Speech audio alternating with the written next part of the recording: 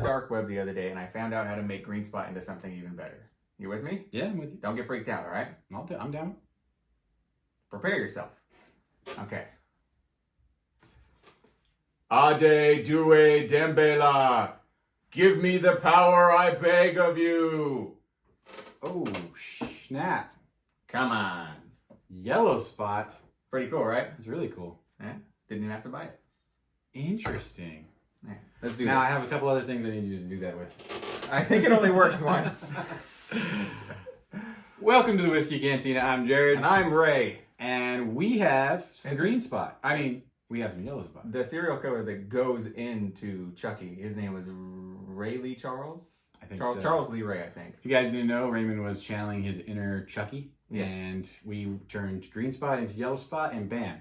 Like Child's Play. As Raymond says, the booger. I can repeat that because I absolutely love that comment. So I thought it was hilarious. I remember that. So we are reviewing yellow spot today. We're doing a little bit more Irish. Yeah, actually, we did a tealing video. We went big into Irish probably midway from when we started. We did a couple of little battles and... yeah, we had a lot of fun with it. Got some good traction from it. It was a good time. I mean, the Irish whiskey is something we definitely enjoy. And that was where we realized we actually really enjoyed green spot. That was, I guess... Redbreast. Yeah, Redbreast is great. Redbreast 12. We ended up liking, regular old Bushmills a lot more than Bushmills 10. We were shitting on it until we really started getting into it. Yeah. So, I mean, Irish whiskey is something to be respected for sure. Irish whiskey, honestly, is interesting. It's something to be respected, and it's good. If you guys haven't dabbled in it that much, don't be shy. It's got its own characteristics, its own traits. And I mean, again, next to bourbon and scotch, I guess for us, at least for me. I was going to say, it might go bourbon, Irish, and then... Oh, hands down. That's what I was exactly going to say. So for us, it's always going to be, I think bourbon at this point. And there's times where I really do want a good Irish whiskey, but definitely second for me would be Irish. I'd probably go rye, and then lastly, I think I would go into your scotches and stuff. And again, that's just my order. I think Raymond's pretty similar on that. Yeah, I'd say it's about the same. Yeah, we seem to like similar things as far as the profiles. But yeah, so anyways, we got yellow spot. Before we jump into it, Irish whiskey, it's going to be a... what is this? This one's very interesting because it's matured for not less than 12 years. This is a 12-year whiskey, by the way. Yeah. In ex-bourbon barrels, sherry butt barrels, and Malaga casks. I would say Malaga, Malaga which is a type of Spanish wine, right? Right, correct. Okay. It's triple distilled, which is common with all Irish whiskey, so that's their big thing. So they use the pot stills versus the column stills, which hold more and are a lot faster. The traditional Irish whiskey is going to be your pot stills. Copper pot stills. Pot stills, triple distilled.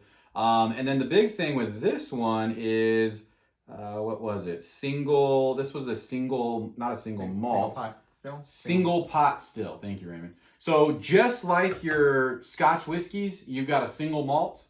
And then with Irish whiskeys, you got a single pot still. And what that means is specifically distilled at one distillery. It's all happening in one place. It's all happening in one place. They're not bringing anything from the outside and blending it. They're not adding anything to it that wasn't distilled at that specific distillery, which is cool for tradition. It's cool for consistency. I think there's a lot of good things to say about it. We're talking the rules for Irish whiskey too. The mash rules we're looking at has to be a minimum of 30% malted barley and 30% unmalted barley. Unmalted barley. Right. So for Irish whiskey, if you have, they have specific rules. They can add coloring. They do. The interesting thing also, like Raymond just mentioned, is it's kind of a half and half in some cases, but at least 30% malted, 30% unmalted. Yes. They can use other different oats and stuff like that, but for the most part, it's always going to be malted or unmalted barley. Which I don't know. Smell the damn thing. Ooh. And that's what I was just going to say. I don't know, but do you get any mustiness? I'm not getting the mustiness. At all? No. And I don't know if that's the difference between Irish whiskey for us and Scotch, whereas with Scotch... That seems to be one of the big differences for us. Is it the malted and the unmalted barley? Is it the triple distillation? I think there's something in the process. The malt. Right. There's something in the process, and Raymond and I both agree heavily on this, that's our biggest issue with Scotch is for us... Those sock notes. The sock notes, the funky notes that you typically get from your malted barley, which Scotch is 100% malted barley. whereas this is unmalted. But I also think it's the triple distillation. Not Scotch doesn't do that. That's a good point. So they're continuing to find out those flavors, and they're continuing to just kind of narrow it down. So I think that's a big part of it. You getting some sweet tea? Man, that's good, huh? It does. It smell like sweet tea to me, man. Sweet for sure. It's almost like, man, yeah. Maybe sweet tea, but like just honey, candy, yeah. Like, but like a dull, like a Werther's. Not getting those, those sugar cookie notes on the nose. Not at all. No. Which we did the Teeling. Oh, it's interesting to point that out. The Teeling was 92 proof. This is 92 proof as well. Yeah, so this is 46% ABV, just so you guys know. I'm gonna go ahead and eat.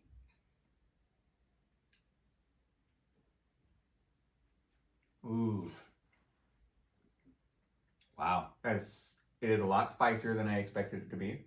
Okay. Not in a bad way at all. I wanted to look for it, but I totally do get the honey. Oh yeah, there it is. God. Oh, it's like a spicy honey, like those. You get those. You do get the barrel honeys a little bit. Yeah. Wow. You get the barrel. You do get the barrel, which is interesting because typically an Irish whiskey 80 proof, not aged that long. But then again, you know what's funny? We talked about it the last video. This is the first Irish whiskey that we've had where we actually, I think, know the age. Oh no, Bushmills 10, which was no comparison whatsoever. So. Man. It is so... Oh, wow. All right, so nose for me is sweet, vanillas, and fruity a little bit. You get that strong woodiness, burned wood, too? I get the strong burned wood, which I think comes from the age. But man, do I get that honey on the back end for sure. That sweet, sweet honey to me. And when I say honey, it's not that dull stuff sometimes you get from bourbon. No. You know, I heard something when I was looking into this. Somebody said honeysuckle. And it's almost because I think of like a fruit, like honeydew, melon. Yeah. You get that, but it's not sweet like the melon on your Have you ever had a honeysuckle, an actual honeysuckle? No. It's more subdued. Really? Yeah. Yeah. But this is... See, I'm thinking more like a honeydew melon, but without the fruit flavor. Like just that bitter sweetness in the back of my throat. You know what I'm saying? I hate honeydew. I call it old people fruit. I love it. Cantaloupe and honeydew, my big thing. Yeah, great. My wife hates it too, which is his sister. Yeah.